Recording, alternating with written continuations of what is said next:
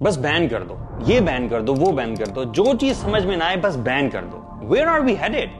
جو آئلینڈ نامی اس فلم کی خاصیت اس کے غیر روایتی موضوع کے علاوہ اس کی کہانی, اس کے کردار اور اس کی ڈائریکشن اور پروڈکشن تھی. اس فلم کی سب سے اسپیشل بات یہ ہے کہ یہ پہلی فلم تھی جو ایک اتنے بڑے فیسٹیول میں گئی.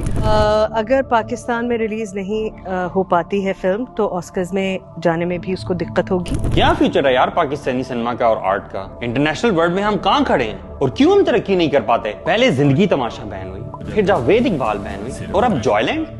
This is exactly what I would say if I ignore all of the reasons and facts behind all of this mess. At least look at the objective of film's director Saim Sadiq. What is this film about? آپ کو دکھایا جا رہا ہے یا دکھایا جا رہا ہے کہ ایک لڑکا جو ہے وہ ایک خواجہ سرا کے ساتھ اس کی دوستی ہو جاتی ہے, حالانکہ وہ شادی شدہ ہوتا ہے. وہ اس کی پروموشن نہیں ہے, وہ اس کی عکاسی ہے, جو کہ شاید ہمارے اقدار کے حساب سے ٹھیک نہیں ہے, لیکن لوگ ہمیشہ اقدار کے حساب سے کام نہیں کرتے. So I think let's take a quick tour and delve into this film, Joyland. مچھر تو مرغی نے پپی کی تھی, تو مچھر برڈ فلو تو مر گیا, تو مرغی ڈنگی تو. ایک رانا فیملی جس میں ایک بہت ہی سخت اور پیٹریارکل گرینڈ فادر, جن کے 2 بچے ہیپیلی میرڈ, ابا جان بہت دقیانوس, پوتے ہونے چاہیے اور صرف پوتے ہی ہوں, پوتیاں نہ ہونے پائیں. بیبی بوائز کی خواہش تو ہمارے معاشرے میں سبھی کو ہوتی ہے, لیکن شاید ان صاحب کو کچھ زیادہ ہی شوق ہوگا. یہ تو فلم آنے پر بھی پتا چلے گا کہ وہ کتنے پیٹریارکل ہیں. ان کا ہیپیلی میرڈ والا ایک بچہ جس کو ایک ولگر ڈانس تھیٹر میں سٹیج مینیجر کی جاب ملتی ہے. ہوتا وہ سٹیج مینیجر ہے, لیکن وہاں اچانک پیار کر بیٹھتا ہے. اچھا نہیں لگا؟ بالکل نہیں. ان کا ہیپیلی میرڈ والا ایک بچہ حیدر, جس کے پاس کوئی جاب نہیں ہوتی اور ایونچولی اس کو ایک جاب ملتی ہے, ایک ولگر ڈانس تھیٹر میں سٹیج مینیجر کی جاب. لیکن پرابلم یہاں سے شروع نہیں ہوتا. پرابلم تب شروع ہوتا ہے جب اس کو وہاں پر اچانک پیار ہو جاتا ہے. کس سے؟ کسی لڑکی سے؟ نہیں, لڑکے سے, ایک ٹرانسجنڈر میل سے. یعنی ایک بایولوجیکلی میل بندہ خواتین کے ڈریس میں اور فل میک اپ سین. یعنی ایک میل کو میل سے پیار ہو جاتا ہے, جو بڑا ٹینڈر لو ہوتا ہے. It's a tender love story, you know, ہر ایک کی بڑی ٹینڈر کہانی ہے. وہ دوست بھی ہے, بیوی کے ساتھ بھی سنسیئر ہے, لیکن محبت بھی کہیں اور اس نے کی ہے.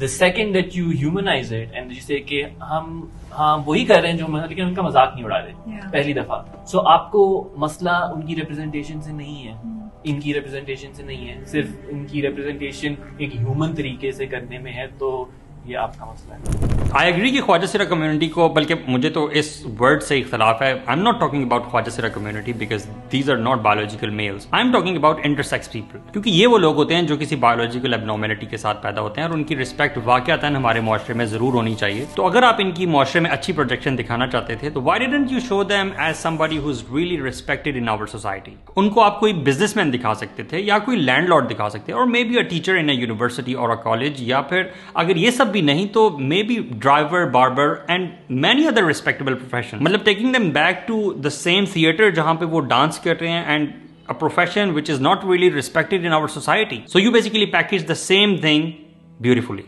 لیکن پھر کیا ہوتا ہے؟ پھر ہونا کیا ہے, پورا بدتمیز, جاہل, عقل سے پیدل اور بے وقوف خاندان ان دونوں کی بہت صاف ستھری محبت کے پیچھے پڑ جاتا ہے. یعنی میل اور میل کی محبت. ویسے تم بھی بہت پیٹریارکل لگتے ہو. نہیں وہ, لیکن میل اور میل جو ہے, اور جناب پھر اس خاندان کا سیکشول ریبیلین سٹارٹ ہو جاتا ہے. تو اس میں غلط کیا ہے جس کی وجہ سے بین ہوا؟ ایک لڑکے کو ایک ٹرانسجنڈر لڑکے سے پیار ہوا ہے, اور پیار ہونا تو جائز بات ہے, لیکن اتنی سی بات پہ اس کے گھر والے, اس کی بیوی تو اس کے پیچھے ہی پڑ گئے. بالکل صحیح.